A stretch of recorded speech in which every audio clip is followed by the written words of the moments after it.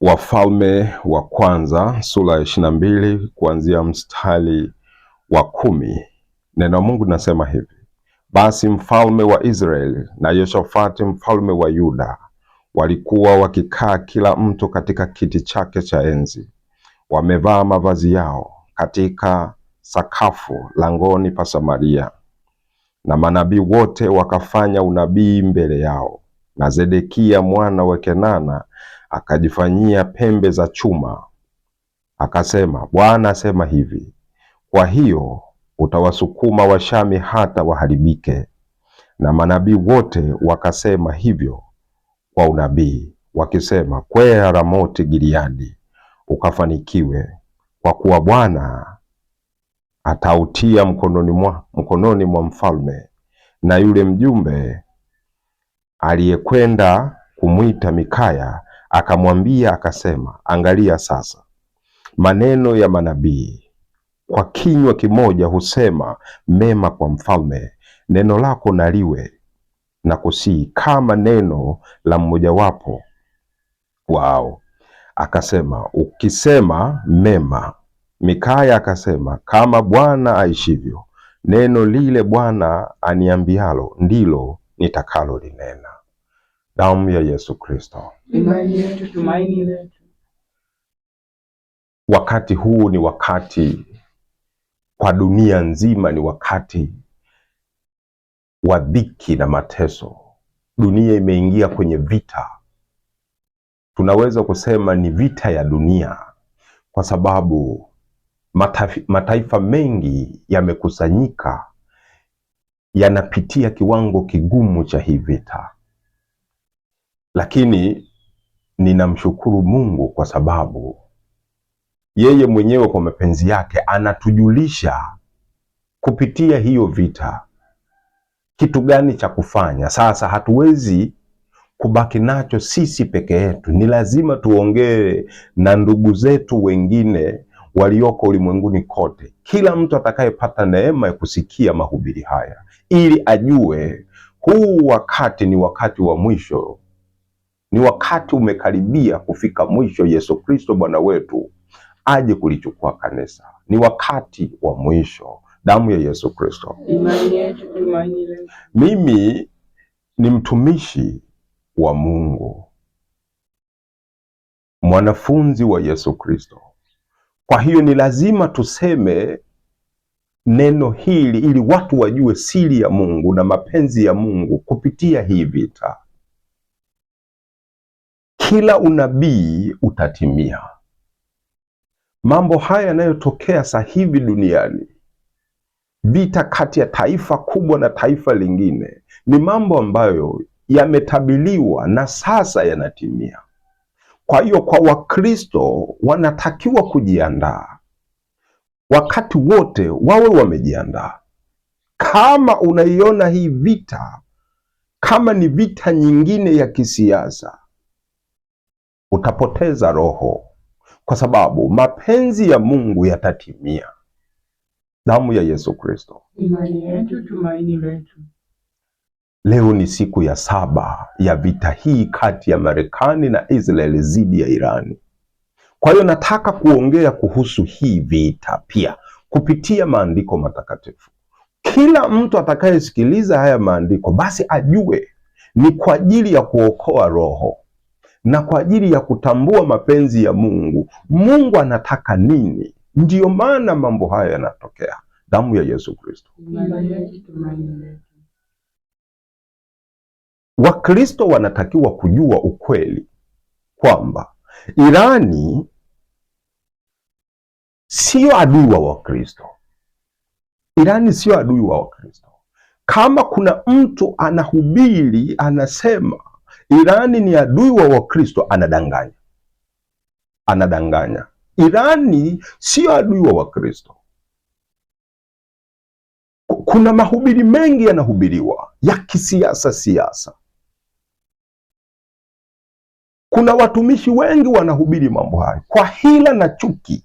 Wanaweza kukudanganya kwamba Irani ni adui wa Wakristo, lakini Irani sio adui wa Wakristo, wala Waarabu sio adui wa Wakristo. Watu wanatakiwa kujua hilo. kwa sababu unaposema Waarabu ni sawa na kusema Waafrika, ni sawa na kusema Wazungu, na wale nao wana jina lao, wanaitwa Waarabu. Waarabu hawawezi kuwa adui wa Wakristo. Watu wanatakiwa kuwa makini. Watu wanadanganywa sana hii dunia.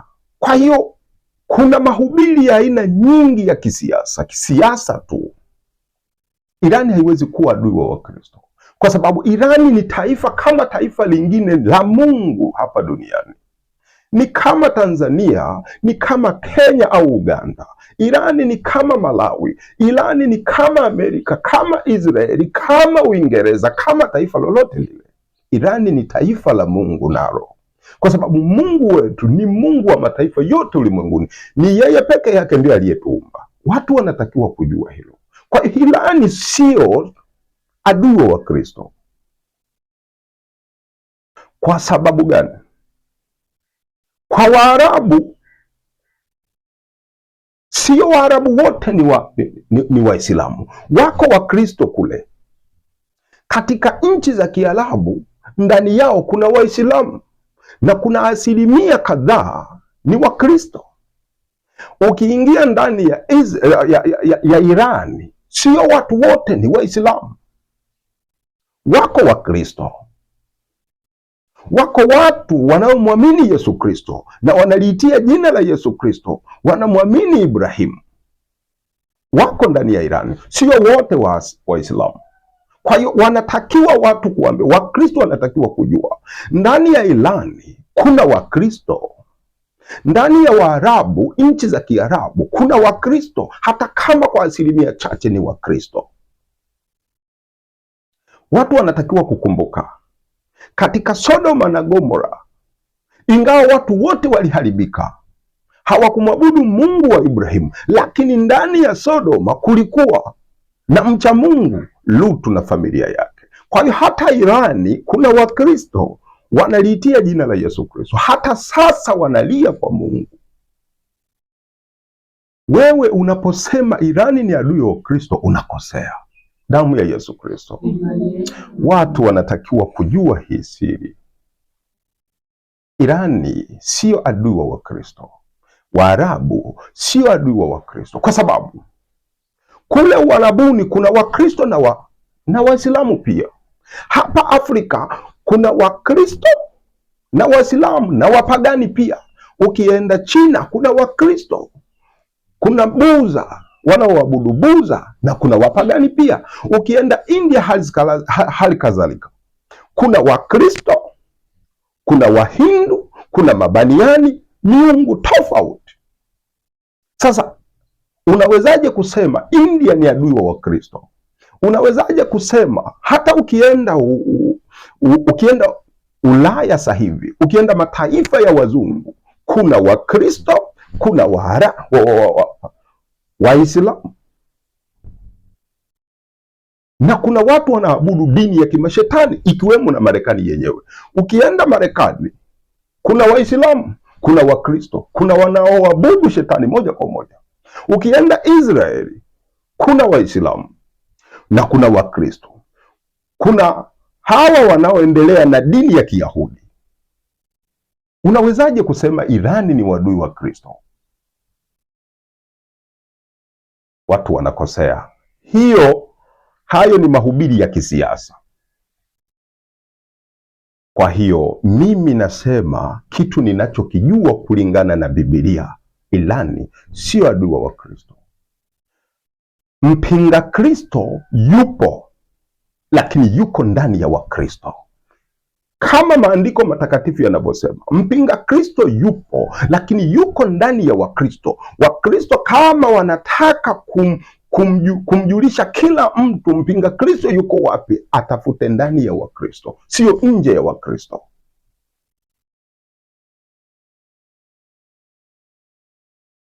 Amerika anasema Irani ni adui wa Wakristo, na watumishi wengine wanasema Irani ni adui wa Wakristo. Waarabu ni adui wa Wakristo. Hawajui mapenzi ya Mungu, hawayajui mapenzi ya Mungu. kama Mungu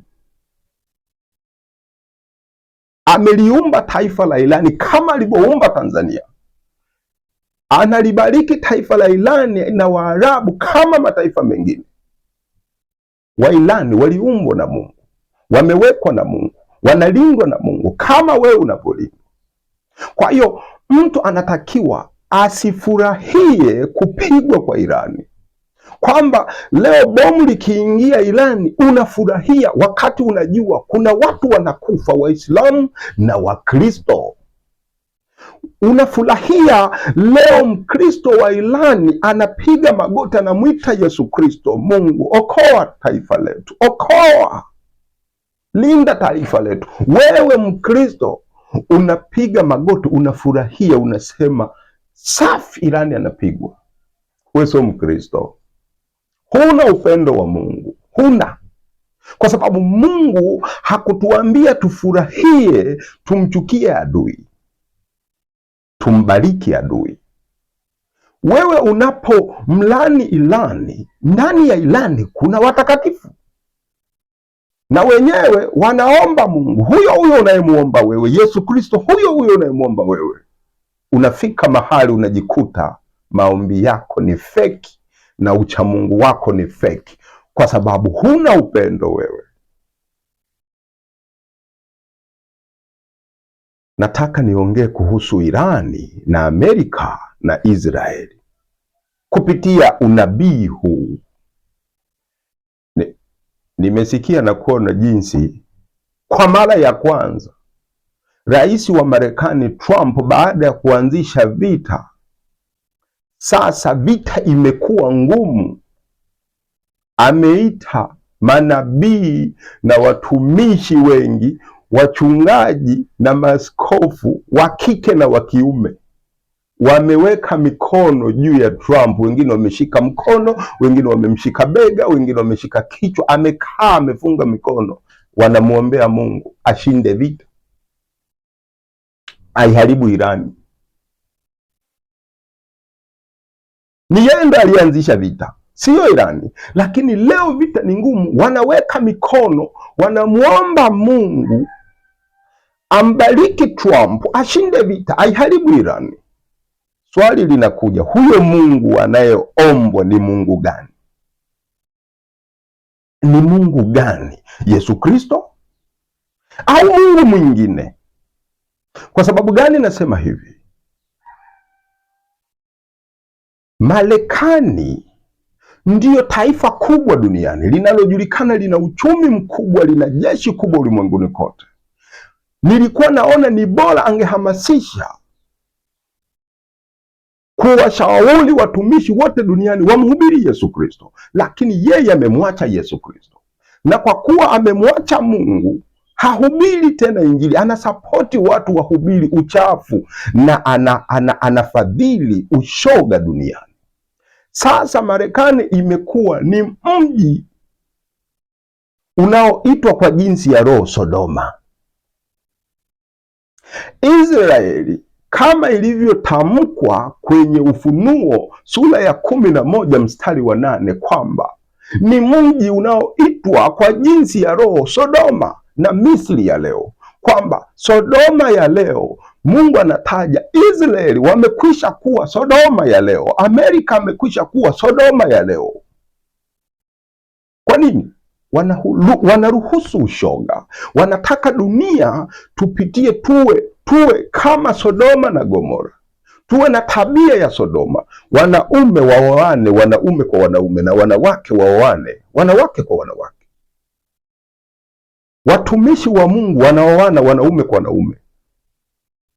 Haya yote yako Amerika, na ndio Amerika anasapoti dunia watu waingie kwenye hiyo tamaduni chafu ya ibilisi shetani. Leo Trump anawekwa chini, anaombewa na watumishi.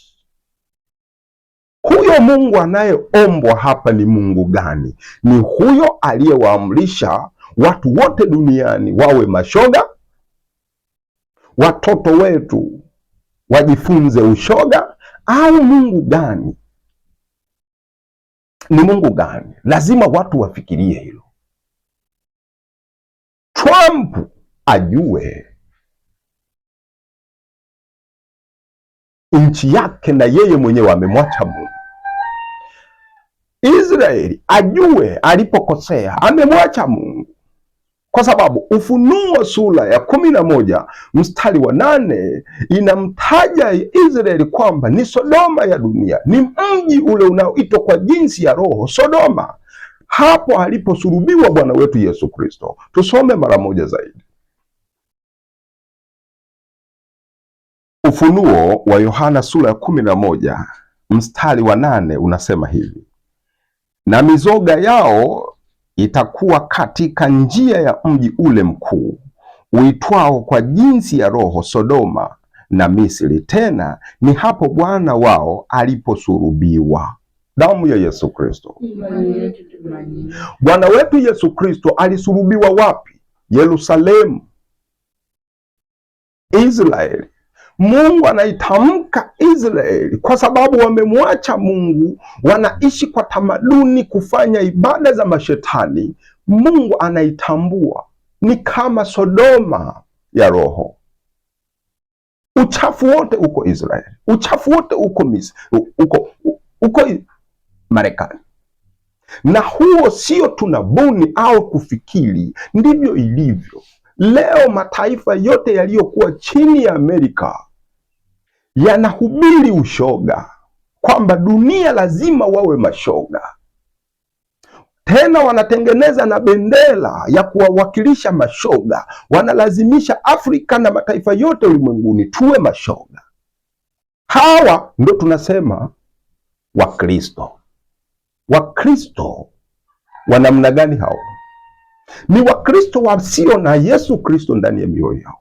Huwezi kuhubiri ushoga, huwezi kulazimisha binadamu wawe mashoga. Makanisa ya mashetani yanajengwa Amerika.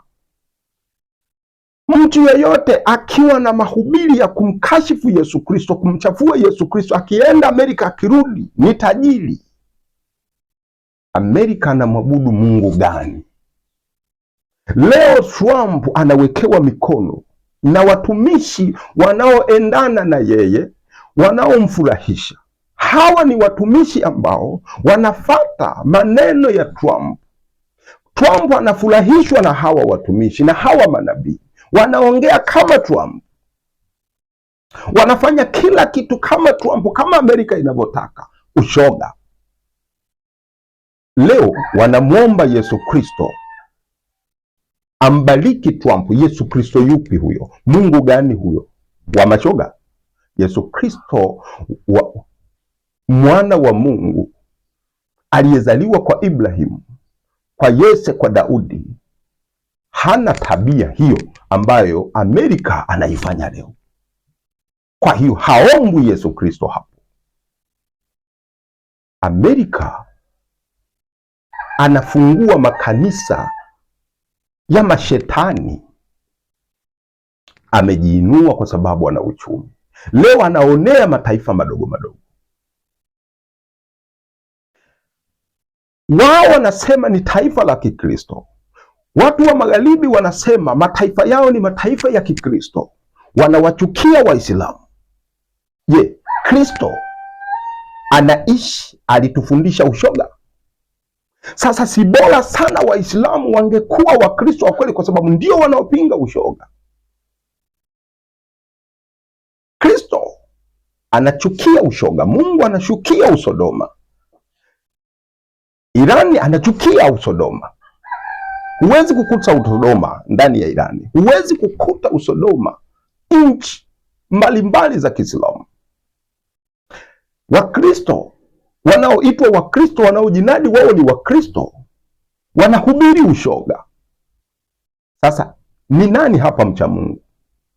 Lazima watu fikirini. Damu ya Yesu Kristo. Nimeona hiyo Trump amewekewa mikono kwa mara ya kwanza. Trump anaombewa ashinde vita. Niseme jambo hili, Mungu kama ameichagua Iran kuiadhibu Amerika, kuadhibu watu wake kwa sababu wamemwacha Mungu, hata wawe na silaha ya kiasi gani, hata wawe na nyuklia ya kiasi gani, watapigwa. Huu nabii ndivyo unavyosema. Kama Amerika amemwacha Mungu, Israeli amemwacha Mungu, na sasa wamekuwa ni miji ya Sodoma, hata wawe na silaha itoke dunia ya ngapi, Mungu akiichagua taifa lolote, akilichagua kuadhibu watu wake, hilo taifa halitapigwa, bali litawapiga na wataanguka. Siku zote iko hivi, tangu Mungu amefanya hivyo. Mungu ameiadhibu Israeli tangu zamani. Walipokuwa wanakengeuka, aliinua taifa lake lolote ulimwenguni kumwadhibu Israeli. Kila walipokengeuka, aliinua taifa kumwadhibu Israeli. Na hata sasa kinachoendelea ni kile kile. Siku moja Israeli wakati wanatoka Misri, wamefika katika nchi ya Kanaani, wameingia Yeriko, wameingia wakakitazama kitaifa kifalume kidogo cha Ai. Walipokitazama wakasema hivi, kile kitaifa ni kidhaifu, watu wake ni wachache, jeshi lake ni dhaifu, wala hatuhangaiki kuchukua jeshi kubwa tuende tukalipige, chukua tu 1000 2000 hapo. Wanamwambia Yoshua. Mungu akakasirika, wametenda dhambi, hawakumtukuza Mungu, hawakutaka kumuuliza Mungu. Wakaenda kwa sababu wana nguvu, wanaipiga Yeriko, wameweza kupiga mataifa Bashani, wameweza kumpiga Sihoni, Waamori hawa. Sasa wanamwacha Mungu, wanahisi wao ndio waliompiga Bashani, waliompiga Sihoni. Wanafikiri kwamba ndio wamempiga Ogu wao. Wakasema pale, tunapiga haraka tu, tunamaliza, tuna uwezo. Mungu akakasirika, wamefanya dhambi. Walipoenda kukivamia hicho kitaifa kidhaifu, hicho kifalme kidhaifu, walipigwa, walikimbia mbio, waliacha na panga. Watu elfu nyingi wakafa. Wanarudi kwa Mungu, wanauliza, mbona tunapigwa? Mmetenda dhambi, mna dhambi. Israeli walipoitafuta dhambi iko upande gani, ni nani aliyetenda dhambi, walipoiondoa hiyo dhambi, Mungu akarudi kuwa pamoja nao. Lakini walipokuwa wenye dhambi, Mungu akawaacha. Damu ya Yesu Kristo. Ingawa kale kafalume ka Ai kalikuwa kadogo, Israeli alipigwa kwa hako kadogo. Kwa hiyo Mungu tangu mwanzo anaonyesha taifa lolote likimwacha Mungu, hata liwe na nguvu kiasi gani, ataliacha na litapigwa kwa taifa dogo wanalozania wao kwamba hilo ni dogo, watapigwa. Amerika amemwacha Mungu. Amerika anahubiri ushoga pamoja na watumishi wake hawa. Wachungaji wengi wako huko, watumishi wengi wako huko, wamemwacha Mungu. Israeli amemwacha Mungu. Sasa Israeli anaitwa Sodoma ya dunia. Amerika ndiyo Sodoma ya dunia, anataka kuifanya dunia nzima iwe Sodoma. Alafu hawa wanasema ni Wakristo, wanaipiga Irani, wanafikiri watashinda. Irani ni mtumishi wa Mungu, anaweza kutumiwa kama fimbo kuadhibu wao, na hawatashinda kama haya ndo mapenzi ya Mungu. Damu ya Yesu Kristo. Wakristo wanatakiwa kuwa makini.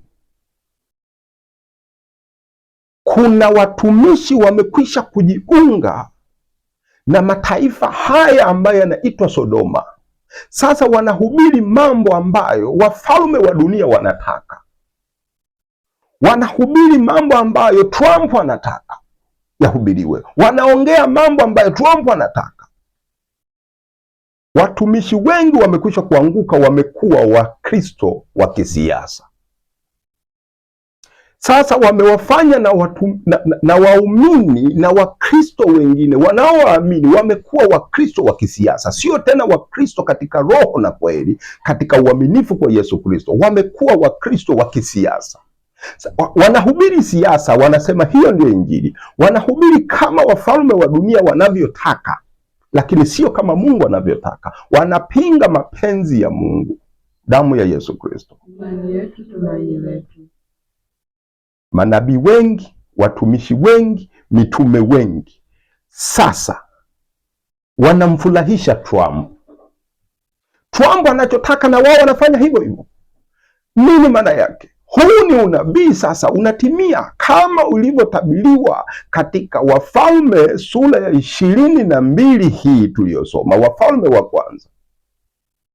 Kile kilichotabiriwa, huu ulikuwa ni unabii, na huu unabii utatimia, kila mtu kwa sehemu yake. Watumishi wamegeuka, Wakristo wamekuwa sasa Wakristo wa kisiasa, sio katika roho na kweli kumwamini Yesu Kristo, kuitumaini damu ya Yesu Kristo, kuyatukuza mateso ya Yesu Kristo na mauti ya Yesu Kristo. Saa hizi wanawafurahisha watu, watawala wa dunia hii, wanahubiri kama watawala wanavyotaka. Mungu anachukia huo uchafu, lakini kwa sababu watawala wa dunia wanataka huo uchafu, na watumishi waliokuwa chini ya hawa watawala na wafalme wa dunia wanahubiri huo uchafu, kwa sababu wanataka kuwafurahisha wafalme wa dunia, wanapata pesa na mali nyingi. Damu ya Yesu Kristo. Imani yetu, tumaini letu. Trump kawekewa mikono. Swali ni Mungu yupi? Ikiwa wewe unahamasisha Sodoma na Gomora, ni Mungu yupi? Ilani ni watumishi wa Mungu, kwa sababu imeandikwa hivi. Imeandikwa katika Zaburi 119 mstari wa 91, vitu vyote mbinguni na duniani ni watumishi wangu. Vitu vyote ni watumishi wangu. Hata kama wewe unamchukia huyo mtu, lakini Mungu anasema huyu ni mtumishi wangu. Kama binadamu angeulizwa kwamba ni kitu gani mimi Mungu niondoe ambacho wewe ukitaki hapa duniani, watu wengi wangesema toa nyoka huyu. Nyoka, muondoe nyoka. Huyu sio kiumbe mzuri huyu. Kwa nini? Ana sumu. Lakini Biblia inasema vitu vyote ni watumishi wangu. Zaburi 119 mstari wa 91. Tusome mara moja. Zaburi ya 119 mstari wa 91 anasema, kwa hukumu zako vimesimama imara hata leo, maana vitu vyote ni watumishi wako. Damu ya Yesu Kristo. Mwanadamu hata kama unamchukia nyoka kiasi gani, lakini Mungu anasema nimemuumba mwenyewe nyoka, na huyu ni mtumishi wangu. Anamtumia katika kazi yake kuwaadhibu watu wake. Watu wanatakiwa kujua hilo. Israeli walipomwacha Mungu jangwani, Mungu alitumia nyoka wa moto kuwaadhibu Israeli. Israeli wanamchukia huyo nyoka wa moto, lakini Mungu anamtumia huyo nyoka wa moto kama mtumishi wake kuwaadhibu watu wake. Wamemwacha Mungu. Vitu vyote ni watumishi wangu. Kwa hiyo ingawa Israeli wanamchukia huyo nyoka, lakini Mungu aliyemuumba huyo nyoka anasema huyu ni mtumishi wangu. Hata kama unamchukia, utake usitake, kama mapenzi ya Mungu anataka huyu nyoka akuadhibu wewe na wewe urudi kwa Mungu, itakuwa hivyo hivyo, hata kama unamchukia. Kwa hiyo kama vitu vyote ni watumishi wa Mungu, basi kwa nini unamchukia mtumishi wa Mungu? Kwa nini unamchukia mtumishi wa Mungu? Mataifa yote ni ya Mungu. Mataifa yote yameumbwa na Mungu. Wanadamu wote wameumbwa na Mungu. Wewe unamchukia Irani leo. Irani ni mtumishi wa Mungu. Anafanya kazi gani? Anafanya kazi ya Mungu, kwa sababu haya ni mapenzi ya Mungu, yalikwisha kutabiriwa. Irani inaitwa Waajemi ndani ya Biblia. Hawa wana kazi maalum iliyoamuliwa na Mungu kuifanya. Wakristo wanatakiwa kujua kwa nini haya yanatokea, sio kumlaumu Irani. Irani hakuanzisha vita, ila amepigwa, na katika kupigwa sasa wanapigwa. Irani ni mtumishi wa Mungu, watu wanatakiwa kujua nini tumekosea. Amerika anatakiwa kujua nimekosea wapi. Israeli anatakiwa kujua nimekosea wapi, nimemwacha Mungu. Arudi kwa Mungu, atakuwa salama. Amerika akirudi kwa Mungu atakuwa salama. Hajarudi kwa Mungu, Irani ni fimbo ya Mungu, itawaadhibu na watadhalilika, na ndio kama walivyoanza kudhalilika, kwa sababu wamemwacha Yesu Kristo. Hawamtukuzi Yesu Kristo tena, wanahubiri siasa, wanataka mali za watu. Angalia hili neno linasemaje. Wafalme wa Kwanza sura 22 ndio unabii uliopo leo. Siku moja mfalme wa Yuda ambaye ni Yehoshafati alimtembelea mfalme wa Israeli. Kipindi hicho Israeli imegawika, imekuwa falme mbili tofauti. Yuda ni ufalme mmoja, kabila moja. Israeli makabila 10. Israeli ikawa na makabila 10, lakini Yuda, ufalme wa Yuda ni kabila moja dogo. Huyu mfalme Yehoshafati akawa ameenda kumtembelea ndugu yake mfalme wa Israeli. Anafika kule Samaria, mfalme wa Israeli anamwambia mfalme wa Yuda, utakwenda na mimi kuipiga Ramoti Gileadi? Kwamba mfalme wa Israeli anatamani kuipiga Ramoti Gileadi, anatamani kumpiga Mshami, ameitamani ardhi ile, anasema ni yetu ile. Mungu ameinyang'anya ardhi hiyo kwa Israeli, amempa Mshami. Sasa inamilikiwa na Mshami, Ramoti Gileadi. Lakini mfalme wa Israeli hataki kuangalia mapenzi ya Mungu, yeye ametamani ile ardhi. Anamwambia mfalme wa Yuda, utakwenda na mimi tukaipige Ramoti Gileadi, tuichukue? Yehoshafati akasema, jeshi langu ni jeshi lako, damu yangu ni damu yako, wewe na mimi ni ndugu, twende tukaipige. Lakini kwa sababu Yehoshafati anajua ni lazima tufanye hayo sawasawa na mapenzi ya Mungu, tusifanye sawasawa na mapenzi yetu. Kama Mungu ameridhia, tuulize kwa Mungu, akiridhia twende, akikataa tusiende. Akamwambia, hakuna nabii hapa? Akasema wapo. Wakaitwa manabii 400. Hebu fikiria, mfalme wa Israeli anaita manabii 400. Waulize kwa Mungu hawa manabii 400. Hawa manabii wa 400 ni marafiki wa mfalme wa Israeli, ni marafiki, wanapatana, wanakwenda kwa neno moja. Ndio akawaita hao, anjoeni bwana, ndugu zangu, tuambieni Mungu anasemaje, niende nikaipiga. Na anajua hawa hawawezi kusema tofauti na ninavyotaka mimi, watasema sawasawa na mimi ninavyotaka. Wakasema, Bwana amesema nenda kaipige Ramoti Gileadi ukaiharibu, itakuwa yako. Bwana ameiweka mikononi mwako hiyo. Hilo ndio jibu. Na wale 400 wote wakasema, wote hivyo wakasema, wote neno moja, Bwana kasema, Bwana kasema, Bwana kasema, neno moja, wote wanahubiri neno moja. Na hilo neno wanalolihubiri ndilo mfalme wa Israeli analolitaka, kwenda kupiga Ramoti Gileadi. Na hawa watumishi wanajua mfalme wetu anataka kuipiga Ramoti Gileadi. Sasa na sisi lazima tuhubiri kama mfalme wetu anavyotaka. Wanasema Bwana kasema. Mfalme wa Yuda akagundua,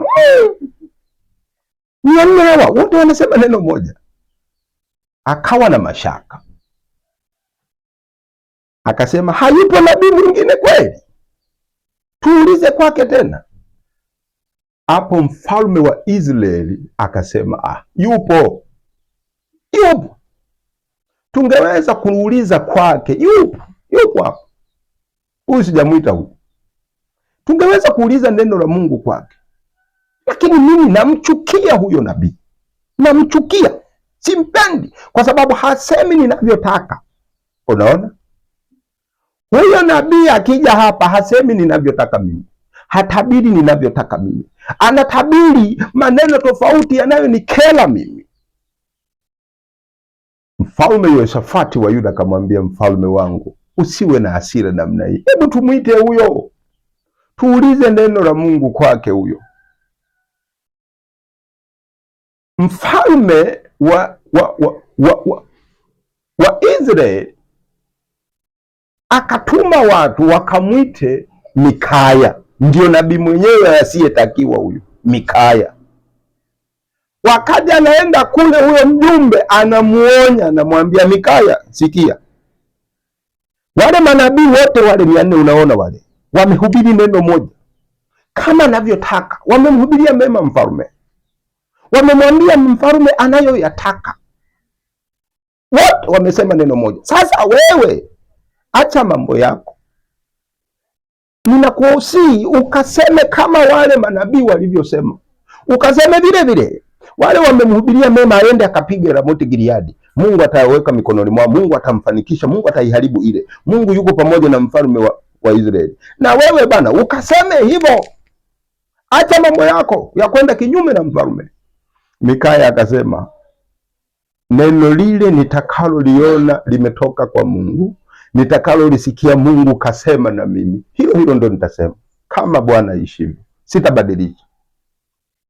We Mikaya, acha mambo yako, unamkera mfalme, husemi sawasawa na mfalme. Mfalme anamtaka Mikaya ahubiri neno la Mungu kwa uongo, aseme kama mfalme anavyotaka, asiseme kama Yesu Kristo anavyotaka, asiseme kama Mungu anavyotaka, asiseme mapenzi ya Mungu, aseme mapenzi ya mfalme wa Israeli, kwa sababu mfalme wa Israeli anataka kwenda kuipiga Ramoti Gileadi. Sasa anamlazimisha Mikaya aseme sawasawa na mapenzi yake. Manabii 400 wanasema sawasawa na mapenzi ya mfalme wa Israeli, lakini Mikaya anaonekana huyu ni mtiifu kwa Yesu Kristo, hasemi kama mfalme wa Israeli anavyotaka, anasema kama Mungu anavyotaka. Hapo ndipo wanapotofautiana. Walipomleta hapo, mfalme wa Israeli na mfalme wa Yuda wakakaa katika viti vyao kusikia sasa unabii. Zedekia huyu ndio anaonekana ni nabii mkuu kwa hawa manabii 400. Ndio boss. Akisema huyo jambo limepita, akasimama akafanya pembe za chuma, akasema utawasukuma kwa hizi chuma. Mungu amesema utamharibu Ramoti Gileadi. Mungu amesema ametengeneza na pembe za chuma, kwa hizi utawasukuma. Mfalme anaona huyu ndo nabii huyu, na wale 400 wanapita humo kwa nabii mkuu. Bwana kasema Ramoti ni yako, Ramoti Gileadi ni yako, utaipiga, utaipata ile, utapata maslahi. Walipomaliza kusema hayo, aya, Mikaya na wewe unasemaje? Maana ndo tumekuita hapa sasa. La, Mikaya kwa sababu anajua mfalme anataka niseme anavyotaka yeye, kwa sababu mfalme, mapenzi ya mfalme, anataka kwenda kuipiga Ramoti Gileadi pasipo kufuata mapenzi ya Mungu. Akamwambia Bwana kasema nenda. Unaona, ananizihaki huyu, ananizihaki, hasemi ukweli huyu. Hebu sema ukweli bwana. Akamwambia hivi, nimeona Waisraeli wanatawanyika milimani kana kwamba wamekosa mchungaji, wanakimbia huku na huku, ndio nilichokiona, na nimeonyeshwa na Mungu kwamba Mungu amewauliza hao watu watumishi wake ni mtume nani akamdanganye mfalme wa Israeli aende akapigana na Ramoti Gileadi. Ni mtume nani akadanganya? Akasema roho mmoja, pepo akainuka akasema, mimi nitakwenda kuwadanganya, nitaingia katika vinywa vya manabii wake huyo mfalme, na nikiingia huko nitasema uongo, na mfalme atauamini huo uongo, atakwenda. Mungu akasema nenda kamdanganye mfalme wa Israeli kupitia manabii hao. Kwa hiyo akamwambia mfalme, hawa wanaokutabiria hao wana pepo wa uongo, wanasema uongo. Mungu hajasema hivyo. Mapenzi ya Mungu, usiende kuvamia Ramoti Gileadi, usiende kwa Washami, utapigwa, kwa sababu wewe hauna Mungu, umemwacha Mungu, umemwacha Mungu na Mungu amekuacha. Ukienda kule utapigwa, utadhalilika, utadhalilisha jeshi lako, Waisraeli watakufa. Huna Mungu wewe, kwa sababu unanichukia mimi Mikaya, na neno la Mungu hulitaki. Mapenzi ya Mungu, usiende kupiga Ramoti Gileadi, lakini mapenzi yako wewe unataka utukufu, umetamani Ramoti Gileadi, unaenda kupiga Ramoti Gileadi. Watatawanyika wote hawa, wote watakimbia milimani.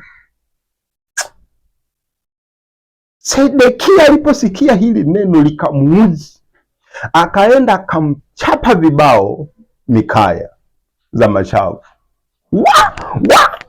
Wewe unahubiri kitu gani hapa? Mungu ametokaje kwangu? Roho wa Mungu ametokaje kwangu? Alafu aseme na wewe. Roho wa Mungu anasema na mimi.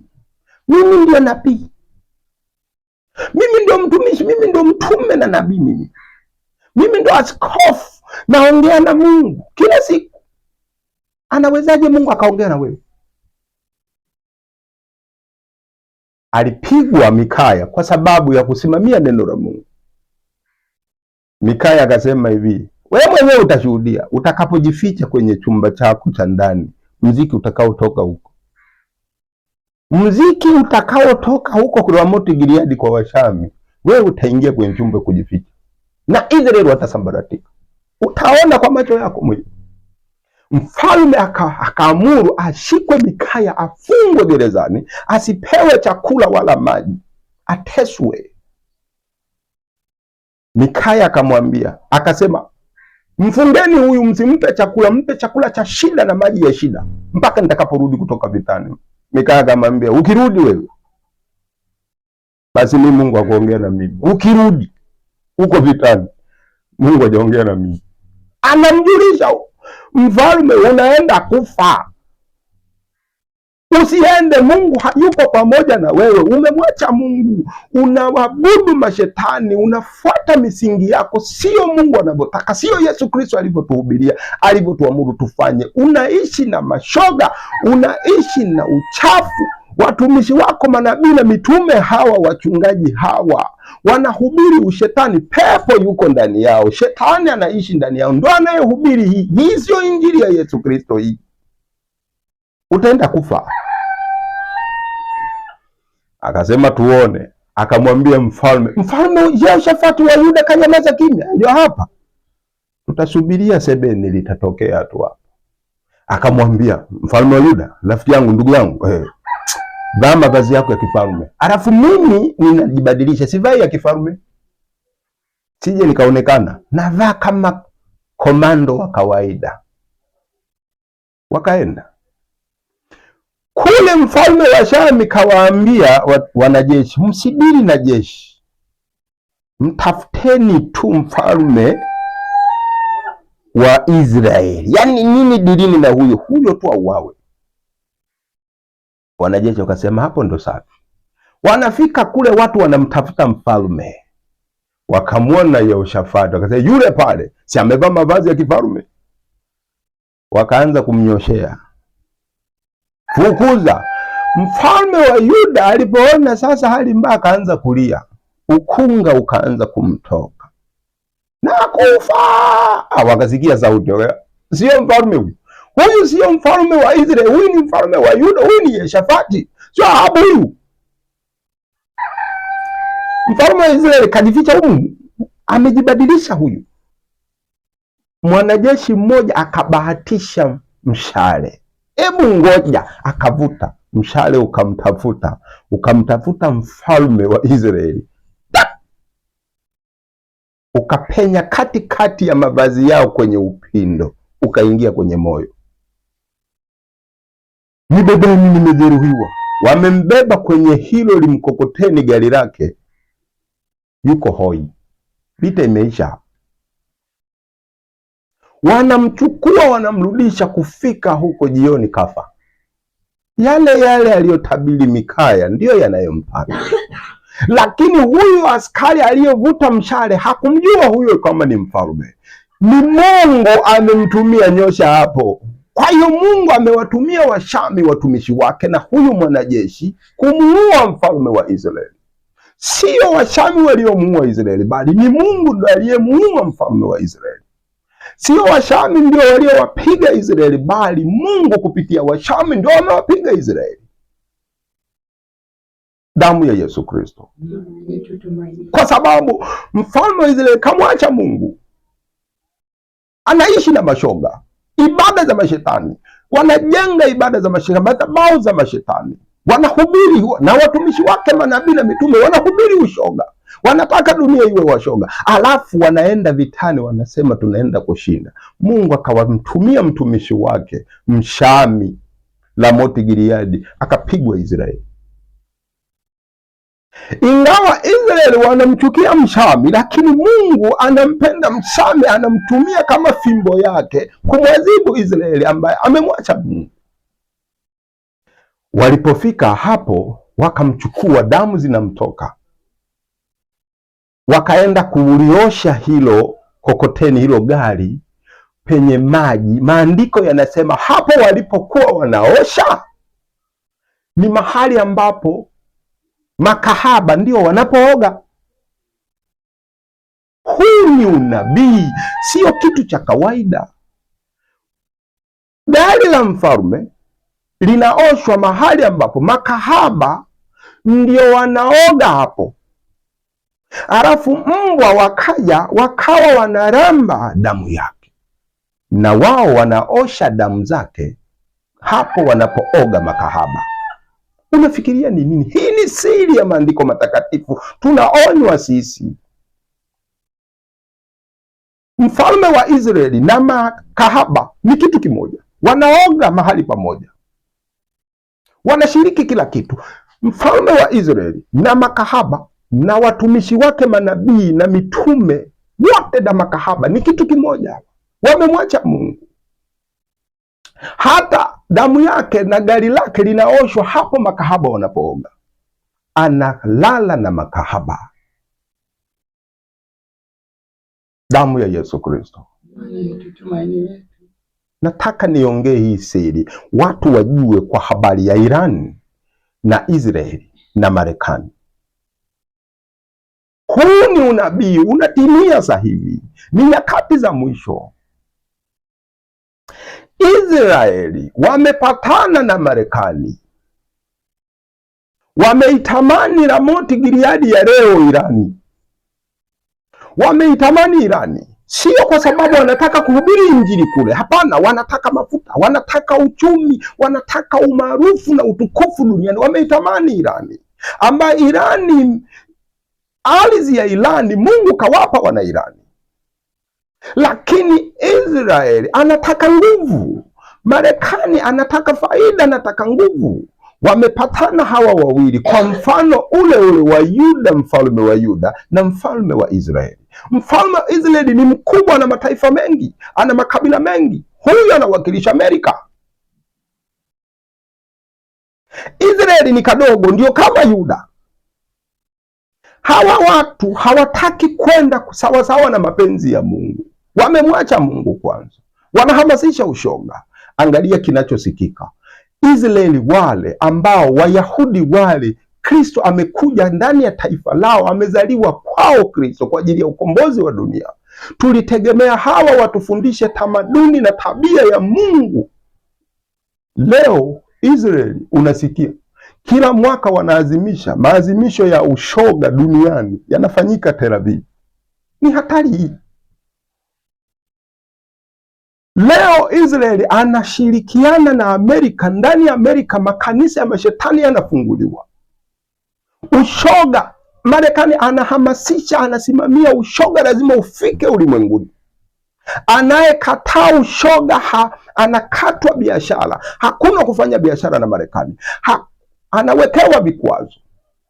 Tumeona hata hapa Uganda aliposema ushoga hamna, kawekewa vikwazo. Kila taifa linalokataa ushoga linawekewa vikwazo vya kiuchumi, kwamba tunalazimishwa tuwe mashoga. Nani anayelazimisha? Ni Marekani na wafuasi wake wote, mataifa yaliyokuwa nyuma yao, magharibi, wazungu wale wanaoitwa Wakristo leo wanalazimisha dunia tuwe mashoga. Tabia ya Kristo ni ushoga. Leo hawa wanaotaka tuwe na bendera ya upinde ya ushoga wameitamani Ramoti Gileadi, Irani. Mikaya anasema Mungu hayupo pamoja na nyinyi. Ukienda kule utakimbia, mtatawanyika, mtayumba. Wameenda wamempiga Irani, wamemuua Khamenei, lakini wakajua mambo yameisha. Sasa wanashuhudia mvua ya makombora wasioyatarajia kama haya yatatokea. Kambi za Marekani zote Mashariki ya Kati zimepigwa, hakuna mtu, wanakimbia sasa hivi, wanajificha hadi mahotelini. Hii haitakiwi isemwe, wanakimbia. Damu ya Yesu Kristo. Marekani anapigwa kwa mara ya kwanza, haijawahi kutokea, wala hawakutegemea kama Iran anaweza akampiga Amerika kama hivi. Marekani amekimbia kambi zote za Marekani kule zimekimbia zote. Damu ya Yesu Kristo. Nani alitegemea Marekani kambi zake zitaisha ndani ya muda mfupi Mashariki ya Kati? Nani alitegemea? Watu tulifikiri kambi za Marekani ziko kule kubwa. Irani atapitaje? Atashindaje? Atawezaje kujilinda? Hawa watu wamejipanga kumwangamiza, lakini ajabu, kambi za Marekani zimeisha. Nchi 10 zimeshambuliwa kwa wakati mmoja ndani ya siku 6. Kambi za Marekani hazipo. Hii vita kama ikienda miaka 2 au mwaka mmoja au miezi 8 mbele, dunia itabaki na nini? Marekani kakimbiza kambi. Israeli inapigwa kiasi kwamba haikutegemewa mapigo hayo. Mifumo ya ulinzi inajitahidi kupangwa, haiwezi, inafeli. Makombora kutoka Irani yana uwezo wa hali ya juu, yanapiga. Sio kwamba Israeli anataka makombora yale yatue, isipokuwa mifumo ya ulinzi imefeli. Sio kwamba Marekani anataka kuona kambi zake zifumuliwe kule kama zilivyofumuliwa. Hapana, mifumo ya ulinzi imefeli. Sasa Marekani wanakimbia, na sasa Rais Trump mwenyewe anatangaza Wamarekani wote mtoke huko Mashariki ya Kati, mtoke mrudi nyumbani. Nani alitegemea hicho? Nani anayempiga Amerika na Israeli? Nani? Sio Irani, bali Mungu anawapiga Israeli na Marekani kupitia Irani. Wabadilike, watubu, waache ushoga, waache kuhubiri ushoga. Watu wamemwacha Mungu, wanahamasisha ushoga. Mafundisho ya mashetani ndiyo sasa Israeli na Marekani wanayasimamia, dunia tuyapate. Mungu anamtumia mtumishi wake Irani, sio Khamenei. Ndiyo maana Khamenei kaondoka, ili kuwaonyesha sio Khamenei bali Irani ni mtumishi wangu. Kupitia huyo nitawatia adabu, mtadhalilika, kwa sababu mmekuwa na uchumi, mnajiinua, mmenisahau mimi Yesu Kristo, mmenisahau mimi Mungu. Sasa mnajiinua, mna nguvu, mna uwezo, mnasema kwa vyuma hivi tutaiharibu Irani. Vyuma gani? Silaha. Irani hana silaha. Watu hawakutegemea kama ana silaha za kuweza kumshinda Israeli, za kuweza kumshinda Amerika. Lakini cha ajabu, silaha za Irani zinapenya, zinaharibu Tel Aviv, zinaharibu Yerusalemu, zinaharibu Beersheba, zinaharibu kambi zote katika mataifa 10. Sasa hivi yanaenda 10 na wote wamepigwa. Uchumi umefeli, biashara duniani hamna, soko limeharibika. Dunia inapita kwenye kipindi ambacho sasa ni cha hatari. Nini somo? Somo, watu warudi kwa Mungu. Acha kumwabudu shetani. Leo Israeli wanashindana, wanatofautiana maneno na Marekani. Kila mtu anaongea lugha tofauti tofauti. Mataifa yaliyo nyuma ya Amerika sasa yanakataa kujiunga na Marekani. Kwa nini? Wameshaona Irani ni hatari. Lakini hatari hapa siyo Irani, hatari ni Mungu aliyemuacha, ambaye anamtumia Irani kuwaadhibu wao. Wamekumbatia shetani na mafundisho ya mashetani, wana manabii wao wanaohubiri huo ushetani, alafu wanataka Mungu, wanasema wao ni Wakristo. Wakristo gani? Wakristo wa kisiasa hawa, hawana Kristo. Irani, mapenzi ya Mungu yatatimia kupitia Irani. Hatutaki Israeli ipigwe, hatutaki Amerika ipigwe, bali tunataka haya mataifa yarudi kwa Mungu. Kama yanatangaza kwamba wao ni Wakristo, warudi kwa Mungu, warudi kwa Mungu, wamwabudu Mungu, wamtii Kristo, waiheshimu damu ya Yesu Kristo.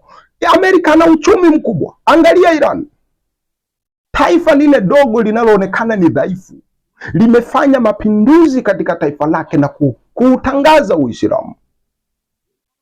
Kama taifa dogo kama hilo limeweza kusema sisi ni taifa la Kiislamu, mbona Marekani alikuwa anaweza kabisa kusema Wakristo duniani, injili ya Kristo ni hii, damu ya Yesu Kristo. Mungu angembariki Marekani kuendelea kama angesema hamna ushoga hapa, nisione ushoga duniani, nisione ushetani duniani. Leo Mungu Yesu Kristo angekuwa na Amerika, angekuwa na Israeli, angewabariki hawa watu kuendelea watawale. Lakini kadiri Mungu alivyowabariki ndivyo wanavyomwacha Mungu, wanahamasisha ushetani, kana kwamba shetani ndiye aliyewainua. Mataifa ya Ulaya yanayosema kwamba yameendelea, badala ya kumsifu Yesu Kristo, kumtii Yesu Kristo, kulazimisha mataifa sasa yahubiriwe, yashike injili ya kweli ya Yesu Kristo, badala yake ushoga. Irani amethubutu kumtii Mungu, anahamasisha Uislamu uendelee, anapinga ushoga, anapinga machafu. Je, hiyo haikutakiwa ifanywe na Amerika, taifa kubwa kama yeye anavyosema ni taifa kubwa na kiongozi duniani, ahamasishe watu wamtii Yesu Kristo? Hiyo ni hatari sana. Damu ya Yesu Kristo. Watu wanatakiwa kujua Wakristo sasa wamekuwa Wakristo wa kisiasa, wanatafuta vya kwao. Anachotafuta Amerika, Irani ni mafuta, biashara, amiliki kule. Israeli anataka tu awe mkubwa kule. Kristo anadharaulika, yeye anataka awe mkubwa. Tulitegemea Israeli ndio liwe taifa kioo kwa jamii ya dunia, yeye awe kioo, kwamba tujifunze tabia zote za Kristo kupitia Israeli. Sasa Israeli anataka tu kuwa mkubwa, lakini Kristo anachafuliwa duniani. Mungu anamtumia mtumishi wake Irani kuwaonya, kuwaadhibu, watubu, warudi. Kama watatubu, Israeli itabaki salama, lakini kama hawatatubu, mapenzi ya Mungu yatatimizwa. Siku moja Mungu alimwita Nebukadreza, huyu ni mtumishi wangu. Nebukadreza sio Myahudi, ni kutoka Babeli, si ndio? Huko Israeli wakimwacha Mungu, Mungu alikuwa anamtumia Nebukadreza kuadhibu Israeli. Leo Irani inatumika kumwadhibu Israeli. Irani ni mtumishi wa Mungu kama mataifa mengine. Mungu akitaka kulitumia taifa lolote duniani kumwadhibu mtu wake yoyote, atalitumia. Lakini wewe usiseme Irani wamelaaniwa. Irani ni watumishi wa Mungu. Cha msingi wa Kristo ni kuomba mambo hayo, Mungu atuone huruma, kusali na kuomba. Lakini epuka kufanya kusali na kuomba katika hali ya chuki, maombi ya chuki. Ogopa, unaomba huku moyoni unaichukia Irani, maombi yako hayawezi kufika. Kama Mungu ametaka Irani iwaadhibu hawa, wewe unaomba kwa Mungu huyo huyo ukimchukia Irani, maombi yako ni feki, ni ya ibilisi hayo. Omba watu waokolewe duniani, omba vita iishe, Mungu atusamehe, aokoe Irani, aokoe Israeli, aokoe Amerika, aokoe dunia, kwa sababu wanaokufa hawafi Waislamu tu. Lazima uwe na akili, hawafi wa Irani tu. Irani kuna Wakristo, kuna Waislamu, kuna wapagani, wote ni wameumbwa na Mungu mmoja, hawa wanakufa. Amerika wameanza kupokea maiti zinakwenda, watu wanaona. Amerika wanakufa Waislamu, wanakufa Wakristo. Israeli wanakufa Waislamu, wanakufa Wakristo. Wewe utafurahiaje hii vita? Yesu Kristo alisema, mkiona vita kati ya ufalme na ufalme, mjue niko karibu na kuja. Kesheni mkisali na kuomba. Tengeneza maisha, turudi kwa Yesu Kristo. Watu waitii damu ya Yesu Kristo, waitegemee damu ya Yesu Kristo, warudi waishike njia ya kweli. Ni damu ya Yesu Kristo ndiyo itakayetufikisha mbinguni. Watu waijue injili ya kweli, sio hii injili ya kisiasa. Watumishi wengi sasa duniani wanaitazama Marekani. Nimemsikia mtumishi mmoja anasema Marekani ni moyo wa Wakristo, wa Ukristo. Wewe, Marekani ipi ni moyo wa Ukristo? Acha haya ndiyo mafundisho ya kisiasa, mahubiri ya kisiasa haya, kwa sababu anapata faida kutoka Amerika. Sasa anasema moyo wa Wakristo ni Marekani. Huna hata aibu. Ni Marekani ipi? Ni injili ipi inayotoka Marekani ambayo ni injili ya Yesu Kristo? Hii injili ya kisiasa. Marekani ni moyo wa Kristo. Wewe ni wa Kristo feki kama wewe, ndio moyo wao uko pale. Moyo wa Wakristo ni Yesu Kristo, sio Amerika. Moyo wa Wakristo ni Kristo, sio hata Israeli. Israeli ni Sodoma. Yesu ameitaja, Mungu ameitaja Israeli katika Ufunuo 11 mstari wa 8. Ni Sodoma ya roho. Amerika ni kahaba, imetajwa kwenye Biblia. Huyu ni mwanamke kahaba, watu wote wanazini pamoja naye, na ndio maana ataanguka na ataenda kusafishwa hapo ambapo makahaba wanaoga. Amerika ni kahaba, sio kahaba wa jinsi ya mwili, ni kahaba wa roho. Israeli amejiunga na kahaba, watapigwa na mtumishi wa Mungu. Irani, Mungu, fimbo ya Mungu Irani, watapigwa. Kama haya ni mapenzi ya Mungu, watapigwa.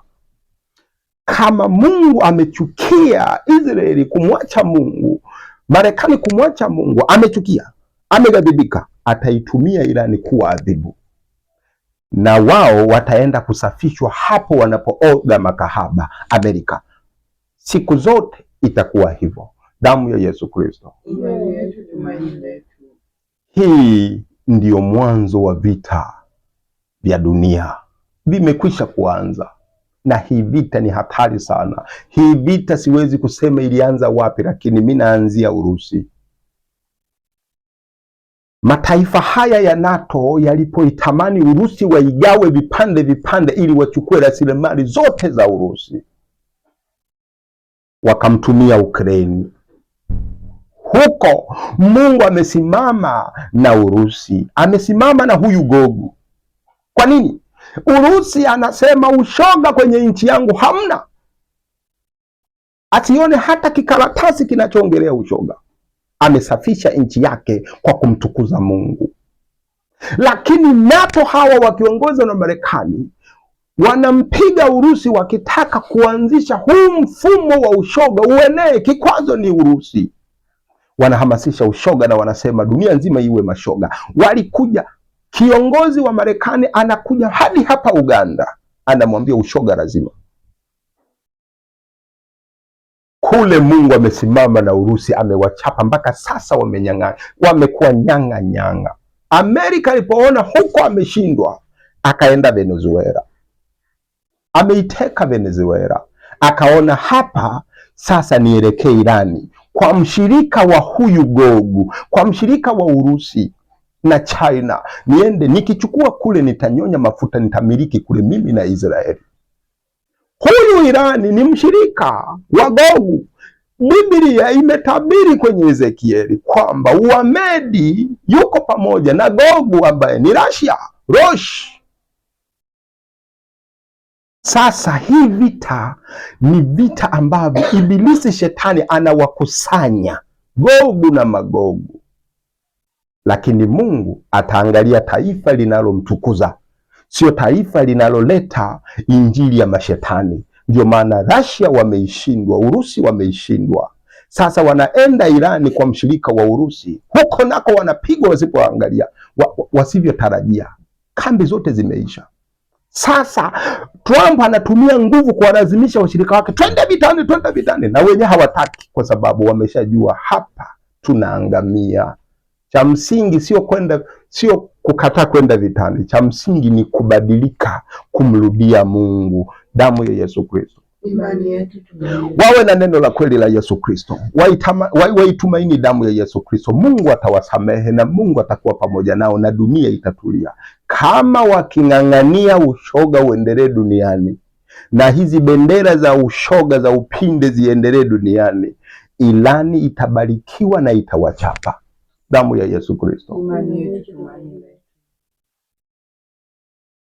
Manabii wa sasa, mitume wa sasa wamekwisha kuharibika, wanahubiri injili za kisiasa zinazopendwa na watawala wa dunia. Ukihubiri neno la kweli la Yesu Kristo hupendwi wewe. Yohana Mbatizaji aliposema injili ya Kristo, alipomuonya mfalme Herode, akakatwa kichwa. Lakini Wayahudi wale wanaosema sawasawa na mfalme Herode anavyotaka, wako ikulu na mfalme Herode wanafurahia.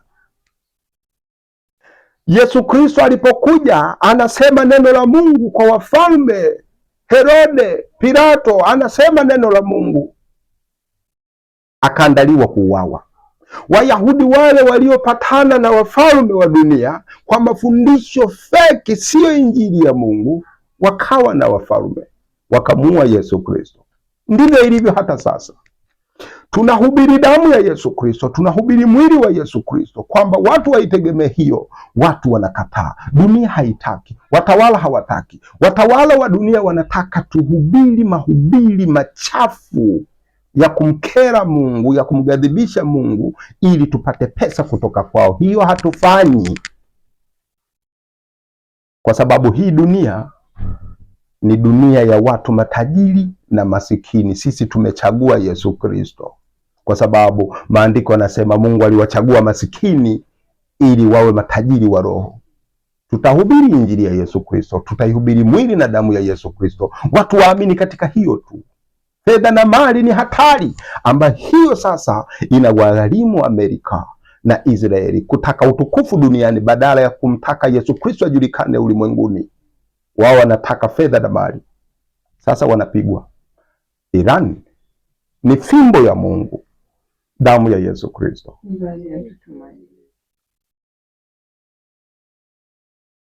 Mungu aibariki dunia. Mungu atuhurumie katika hii dunia.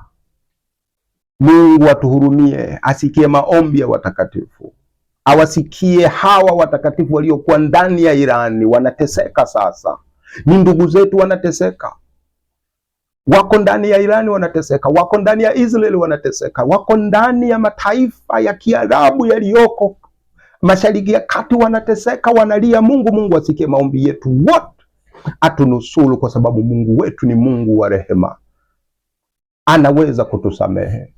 Lakini awashushe nguvu hao waliojiinua, ambao hawana hekima wala hawategemei mapenzi ya Mungu, hawatazami mapenzi ya Mungu, wanatazama tu matumbo yao kuyajaza. Awashushe nguvu, awainue wanyonge, ili Kristo azidi kuhubiriwa, Yesu Kristo azidi kuhubiriwa, kwa sababu Irani kuna watakatifu, kuna Wakristo. Uarabuni kuna watakatifu, kuna ni ndugu zetu. Mungu amesema tuwapende ndugu zetu, tuwapende hadi maadui. Hatuwezi kuwachukia, kwa sababu hii ni amri ya Yesu Kristo, tunawapenda wote. lakini kule kuwapenda hatuwezi kushirikiana na wabaya, ila sisi tunawapenda, tunaombea Mungu, ila hatuwezi kushirikiana nao kwa tabia yao. Damu ya Yesu Kristo. Tunawapenda hadi maadui zetu, lakini hatuwezi kushirikiana nao kwa tabia yao, ila sisi tuwe kama chumvi ya ulimwengu, nuru ya ulimwengu. Watu wabadilike, waishi kwa tabia ya Yesu Kristo, upendo, imani na upendo, imani katika damu ya Yesu Kristo, upendo kwa ndugu zetu kwa jina la Yesu Kristo. Hiki ndicho tunachokihubiri. Mungu ainusuru dunia. Damu ya Yesu Kristo. Amen. Amen.